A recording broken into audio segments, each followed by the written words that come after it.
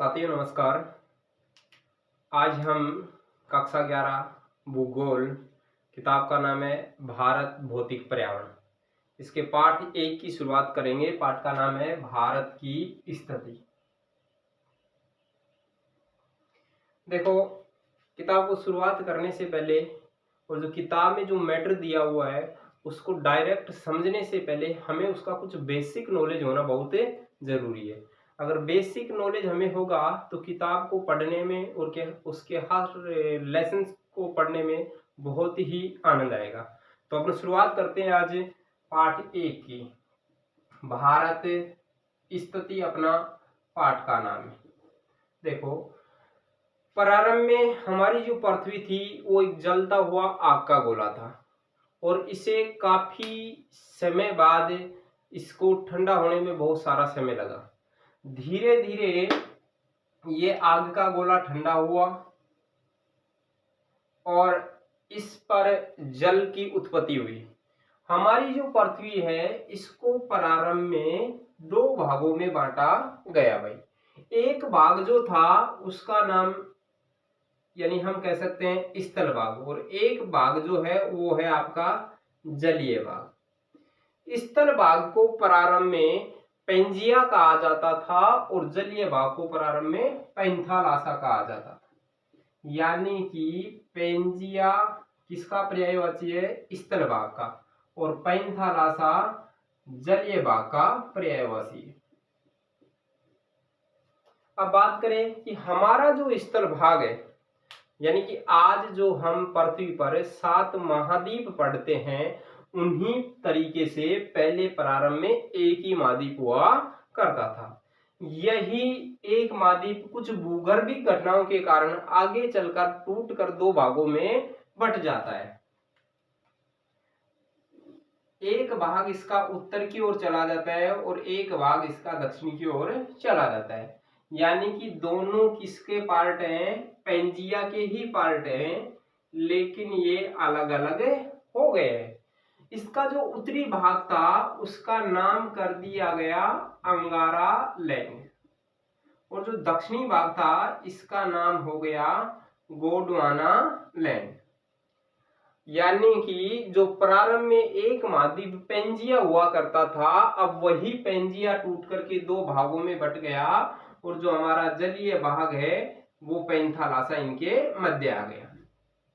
धीरे धीरे कई हजारों साल बीते और पुनः हमारी पृथ्वी में कुछ भूगर्भिक घटनाएं घटित हुई, और ये जो पेंजिए के 2 पार्ट थे, अंगारा लैंड और गोंडवाना लैंड, ये भी टूटकर अनेक पार्टों में बट गए।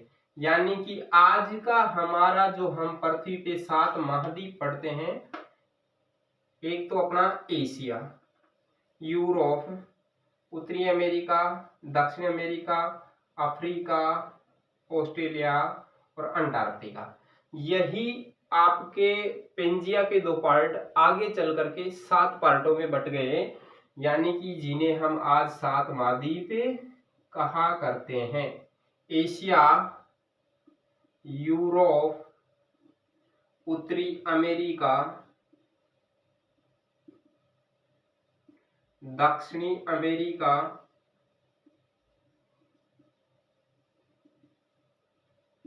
अफ्रीका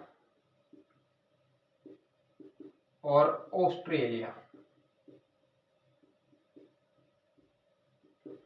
और आपका श्वेत महाद्वीप अंटार्कटिका। यानी कि हम पृथ्वी की उत्पत्ति की बात कर रहे हैं, पृथ्वी पे महाद्वीपों की हम बात कर रहे हैं कि प्रारंभ में हमारी पृथ्वी जलता हुआ एक आग का गोला था। धीरे धीरे ठंडा हुआ और इस पे जल की उत्पत्ति हुई, यानी जलीय भाग उत्पन्न हुआ। यह जो स्थल भाग है इसे कहा जाता था पेंजिया, और जलीय भाग को कहा जाता था पैंथालासा। आगे चलकर पेंजिया 2 भागों में टूटता है, और वो 2 भाग हैं आपके अंगारा लैंड और गोंडवाना लैंड। अंगारा लैंड और गोंडवाना लैंड भी आगे चल करके 7 भागों में टूट जाता है। यानी कि अंगारा लैंड से आपका उत्तरी एशिया, यूरोप और उत्तरी अमेरिका का निर्माण होता है, जबकि गोंडवाना लैंड से दक्षिणी अमेरिका, अफ्रीका, ऑस्ट्रेलिया, अंटार्कटिका और दक्षिणी एशिया का निर्माण होता है। जबकि जो आपका जलीय भाग एक पैंथालासा था वो भी कितने महासागरों में बट गया, वो 5 महासागरों में बट गया। यानी कि एक तो हो गया आपका प्रशांत महासागर, दूसरा अटलांटिक महासागर, हिंद महासागर,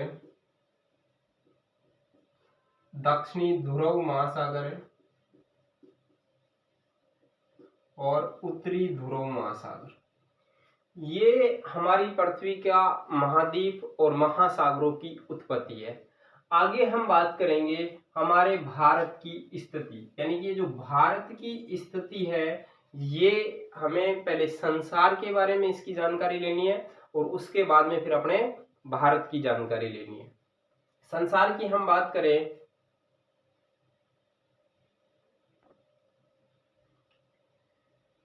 तो हमारी जो पृथ्वी है इसका आकार कैसा है, गोल है, अंडाकार है, या फिर हम कह सकते हैं कि पृथ्वी का जो मूल आकार है वो जियोड आकार है।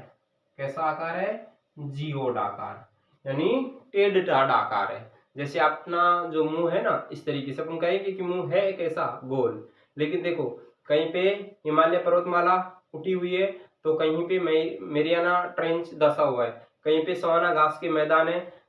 तो ये सारी चीज जैसे मतलब हमारा मुंह है, उसी तरीके से हमारी पृथ्वी क्या है, उबड़ खाबड़ है। और उस उबड़ खाबड़ आकृति को हम बोलते हैं क्या, जियोड आकार। तो यानी कि हमारी जो पृथ्वी है वो किस आकार की है, जियोड आकार की। इस पृथ्वी का अध्ययन करने के लिए हमने इसके ऊपर कुछ काल्पनिक रेखाएं खींची, और वो काल्पनिक रेखाएं जो है उनका नाम हमने दिया अक्षांश रेखा और देशांतर रेखा। पहला हम बात करेंगे कि हमारे भारत की स्थिति की हम बात करें तो अक्षांश और देशांतर दोनों का ही हम साथ में अध्ययन करेंगे। देखो अक्षांश रेखा होती क्या है, क्या काम आती है, किस लिए खींची गई है, इनकी जरूरत क्यों पड़ी हमारे को, इनकी जानकारी होना जरूरी है। अक्षांश का मतलब होता है कि पृथ्वी पर खींची गई वो काल्पनिक रेखा जो पूर्व को पश्चिम से और पश्चिम को पूर्व से मिलाती हैं। यानी कि ये आपकी उत्तर दिशा, ये दक्षिणी, ये पूर्वी और ये पश्चिमी दिशा, यानी ये 4 मुख्य दिशाएं होती हैं। इनमें पश्चिम को पूर्व से मिलाने वाली जो काल्पनिक रेखाएं हैं उनको क्या कहा जाता है, अक्षांश रेखा। या फिर हम कह सकते हैं कि पृथ्वी पर खींची गई आड़ी लाइन, उन्हें भी क्या कहा जाता है, अक्षांश रेखा। तो देखो ये जो पृथ्वी को 2 समान भागों में बांटने वाली 0 डिग्री अक्षांश रेखा, ये इसका अन्य जो नाम है वो है भूमध्य रेखा।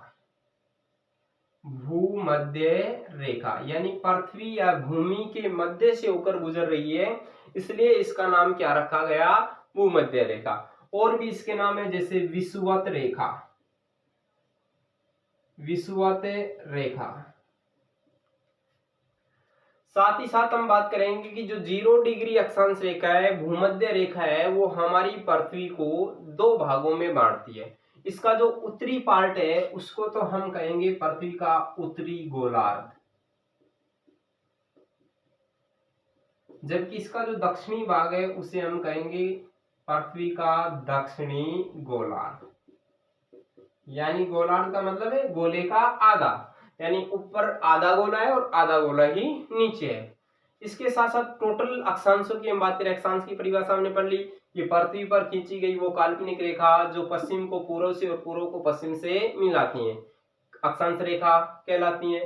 पृथ्वी को 2 बराबर भागों में बांटने वाली अक्षांश जो रेखा है वो है 0 डिग्री अक्षांश रेखा, यानी भूमध्य रेखा या फिर विषुवत रेखा। ये जो विषुवत रेखा है पृथ्वी को 2 पार्टों में बांटती है, एक उत्तरी गोलार्ध और एक दक्षिणी गोलार्ध। हमारी जो पृथ्वी है इसके ऊपर टोटल कितनी अक्षांश खींची गई हैं, तो पृथ्वी के ऊपर 0 डिग्री अक्षांश रेखा के उत्तर में 90 अक्षांश रेखाएं खींची गई हैं और इसके दक्षिण में भी 90 अक्षांश रेखा खींची गई हैं। तो हम बात करें कि पृथ्वी पर कुल अक्षांशों की संख्या कितनी है, तो पृथ्वी पर कुल अक्षांशों की मैं बात करता हूं तो पृथ्वी पर कुल अक्षांश है 90 ऊपर और 90 नीचे है, 90 90 180 और एक आपकी 0 डिग्री वाली, तो टोटल अक्षांशों की संख्या कितनी है 181। अब मैं बात करूं, देखो जो लास्ट में 90 डिग्री अक्षांश है वो लास्ट ध्रुवों पे जाकर के वो रेखा न बच करके सिर्फ एक बिंदु होती है, और बिंदु को हम रेखा नहीं कहेंगे। तो यानी अक्षांश रेखाओं की मैं बात करता हूं, कुल अक्षांश रेखा, तो कुल अक्षांश रेखा में से एक तो 90 वाली रेखा नहीं है और एक ही नीचे वाली 90 रेखा नहीं है, दो हम क्या कर देंगे घटा देंगे, तो कितनी बचेंगी 179 अक्षांश रेखा होती हैं। अब अक्षांश वर्तों की बात करें तो अक्षांश वर्तों की संख्या है, कुल अक्षांश वर्त, कुल अक्षांश वर्तों की संख्या कितनी है 180। अब बात हम करें कि ये जो अक्षांश रेखाएं हैं इनमें कौन कौन सी अक्षांश हमारे लिए महत्वपूर्ण है और कौन कौन सी नहीं है, तो सिर्फ आपको कुछ अक्षांश से याद रखनी है, बाकी की अपने काम की नहीं है। देखो एक तो 23.5 डिग्री उत्तरी अक्षांश रेखा, 23.5 डिग्री उत्तरी अक्षांश, और एक 23.5 डिग्री दक्षिणी अक्षांश, 23.5 डिग्री उत्तरी अक्षांश और 23.5 डिग्री दक्षिणी अक्षांश। 23.5 डिग्री जो उत्तरी अक्षांश रेखा है इसका जो नाम है वो है कर्क रेखा, इसे कर्क रेखा भी कहा जाता है। जबकि 23.5 डिग्री दक्षिणी अक्षांश जो रेखा है इसको मकर रेखा कहा जाता है। कौन सी रेखा कहा जाता है, मकर रेखा कहा जाता है।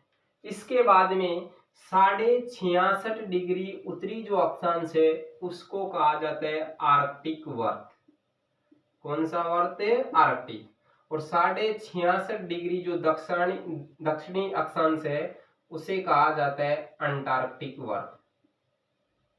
90 डिग्री दक्षिणी अक्षांश को दक्षिणी ध्रुव कहा जाता है और 90 डिग्री उत्तरी अक्षांश को उत्तरी ध्रुव कहा जाता है। अब हम बात करें कि अक्षांश की हमने परिभाषा पढ़ ली, कौन कौन सी अक्षांश हैं जो पृथ्वी को दो बराबर भागों में बांटती हैं, उनका क्या क्या नाम है, कौन सी अक्षांश रेखा महत्वपूर्ण है, टोटल अक्षांशों की संख्या कितनी है, कुल अक्षांश वर्त कितने हैं, कुल अक्षांश रेखा कितनी है, ये सारी जानकारी हमने यहाँ ले ली। तो अब हम बात करें कि अक्षांश सर खींची हुई हैं, हम क्यों पढ़ रहे हैं इनको, क्या काम आती हैं। तो अक्षांश जो रेखा है इनसे एक तो जलवायु का निर्धारण होता है, किसका, जलवायु का, और साथ ही साथ दूरी को भी मापा जाता है। अक्षांश जो रेखा है वो जलवायु और दूरी का निर्धारण करने में काम आती है। आगे हम बात करें कि सर दो अक्षांशों के बीच की दूरी कितनी होगी, तो दो अक्षांशों के मैं बीच की दूरी की बात करूं तो दो अक्षांशों की बीच की दूरी होती है लगभग 111 किलोमीटर। कितनी किलोमीटर होती है, लगभग 111 किलोमीटर। अब देखें कि भारत का अक्षांशीय विस्तार कितना है, तो चलो देखते हैं भारत का अक्षांशीय विस्तार कितना है।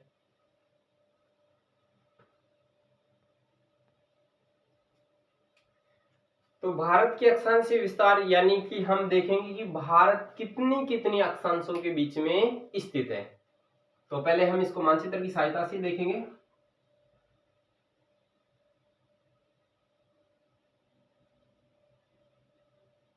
देखो ये मैं मानचित्र बना रहा हूं, आपको टूटा फूटा भारत इसमें आपको दिखाई देगा, ये मानिएगा।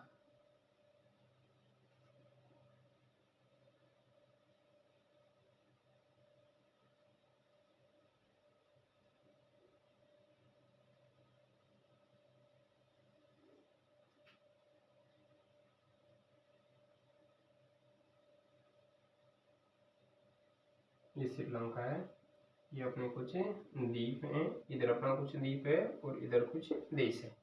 देखो ये भारत का नक्शा है, लगभग इतना तो खास नहीं बना पाया लेकिन लगभग अपना ठीक है, समझ में आ जाएगा अपने। देखो भाई अक्षांशों की बात करते हैं तो यानी कि आडी लाइन, यानी भारत के यहाँ से कौन कौन सी अक्षांश गुजर रही है। और दूसरी बात करें कि भारत का मुख्य भाग है और कुछ द्वीपों वाला पार्ट भी है। तो द्वीप हमारे मुख्य भाग से बहुत नीचे तक फैले हुए हैं, इसलिए भारत का द्वीपों से अक्षांशीय विस्तार थोड़ा अलग होगा और मुख्य भूमि से अलग होगा। तो हम बात करते हैं कि भारत का जो अक्षांशीय विस्तार है वो द्वीपों सहित कितना है, 6 डिग्री 45 मिनट उत्तरी अक्षांश से लेकर के 37 डिग्री 6 मिनट उत्तरी अक्षांश है। भारत का अक्षांशीय विस्तार यानी अक्षांशीय लाइनों पे भारत की अवस्थिति की मैं बात करूं तो 6 डिग्री 45 मिनट उत्तरी अक्षांश से लेकर के 37 डिग्री 6 मिनट उत्तरी अक्षांश है। लेकिन अब बात आएगी कि हमारी भारत का मुख्य भूमि से अक्षांशीय विस्तार कितना है। तो भारत का मुख्य भूमि से अक्षांशीय विस्तार है 8 डिग्री 4 मिनट उत्तरी अक्षांश से लेकर के 37 डिग्री 6 मिनट उत्तरी अक्षांश है। ये भारत का अक्षांशीय विस्तार। और बात करें कि यहाँ कौन कौन से पॉइंट कौन कौन सी जगह स्थित है, तो यहाँ मैं बात करूंगी 6 डिग्री 45 मिनट पे भारत का सबसे दक्षिणतम बिंदु इंदिरा पॉइंट स्थित है। कौन सा पॉइंट स्थित है, इंदिरा पॉइंट स्थित है। और इंदिरा पॉइंट भारत के केंद्र शासित प्रदेश अंडमान निकोबार द्वीप समूह में स्थित है। जबकि 8 डिग्री 4 मिनट जो है ये कन्याकुमारी कैप कैमरीन ये भारत का सबसे दक्षिणतम बिंदु है मुख्य भूमि से। जबकि बात करें कि भारत का सबसे उत्तरतम बिंदु कौन है, तो भारत का सबसे उत्तरतम बिंदु है इंदिरा कोल। कौन है, इंदिरा कोल। ये भारत का सबसे उत्तरतम, ये भारत का सबसे दक्षिणतम, ये भारत का सबसे द्वीपों सहित सबसे दक्षिणतम बिंदु है। जो इंदिरा पॉइंट जो आपका है ये 2004 में हिंद महासागर में आई सुनामी की वजह से क्या हो गया, जलमग्न हो गया भाई, जलमग्न हो गया और ये पूर्णतः जल में डूब गया। अब हम बात करते हैं कि सर भारत उत्तर से लेकर के दक्षिण तक कितना लंबा है, तो भारत की लंबाई है 3214 किलोमीटर। इंदिरा कोल से लेकर के कन्याकुमारी तक भारत की लंबाई कितनी है, 3214 किलोमीटर। तो ये भारत का अक्षांशीय विस्तार था। अब हम बात करते हैं कि जो 23.5 डिग्री उत्तरी अक्षांश रेखा हमने खींची थी ना, जो अभी ग्लोब पे हम देखे थे, वो 23.5 डिग्री उत्तरी अक्षांश रेखा भारत के लगभग मध्य से होकर गुजरती है। तो मध्य से होकर गुजरती है तो कौन कौन से राज्य से होकर गुजरेगी सर वो, तो वो देखो कौन कौन से राज्य से होकर गुजरती है। वो हमारा गुजरात, गांधी वाला गुजरात, और राजस्थान, मध्य प्रदेश, छत्तीसगढ़, झारखंड, पश्चिम बंगाल, त्रिपुरा और मिजोरम से होकर गुजरती है। यानी कि कर्क रेखा भारत में गुजरात, राजस्थान, मध्य प्रदेश, छत्तीसगढ़, झारखंड, पश्चिमी बंगाल, त्रिपुरा और मिजोरम से होकर गुजरती है। अब हम बात करें कि सर राजस्थान से, थोड़ा सा राजस्थान की जानकारी ले लें क्योंकि हम राजस्थान के निवासी हैं। तो राजस्थान से कहां से गुजरती है, तो राजस्थान में सिर्फ कर्क रेखा की जो लंबाई है ना, वो राजस्थान में कर्क रेखा की लंबाई है ओनली 26 किलोमीटर। कितनी किलोमीटर है, 26 किलोमीटर। और ये राजस्थान के 2 जिलों से होकर गुजरती है, डूंगरपुर और बांसवाड़ा। कर्क रेखा जो 26 किलोमीटर राजस्थान में जिसका विस्तार है वो कौन कौन से जिलों से होकर गुजरती है, एक तो डूंगरपुर से, डूंगरपुर का एक गांव है चीखली गांव, चीखली गांव से होकर गुजरती है। जबकि बांसवाड़ा के कुशलगढ़ से होकर कर्क रेखा गुजरती है। ये था अपने भारत का अक्षांशीय विस्तार। अब हम कल बात करेंगे भारत के देशांतरीय विस्तार की। देखो शुरुआत है आज अपनी, तो कुछ कमियां आपको लगे तो आप लोग मुझे जरूर कमेंट बॉक्स में कमेंट करके लिख के बताएं कि सर थोड़ा इस चीज में आप सुधार करो। धीरे धीरे अपन सुधार करेंगे और इतना सारा जो ज्ञान है मैं आपको दे पाऊंगा कि आपकी जो बुक है उससे भी बाहर बहुत सारा ज्ञान आपको मिलेगा। सिर्फ आपकी किताब में तो सिर्फ आंकड़े दिए हुए हैं, अपने को आंकड़े नहीं पढ़ने भाई, फैक्ट नहीं पढ़ने, अपने को उस चीज को पूरी तरीके से समझना है। ठीक है, तो आपके द्वारा दी हुई जानकारी यानी कि सॉरी मेरे द्वारा दी हुई जानकारी आपको अच्छी लगी हुई होगी। अगर अच्छी लगी हो तो वीडियो को लाइक करना, शेयर करना और कमेंट करके जरूर बताना। जय हिंद, जय भारत, जय महात्मा गांधी।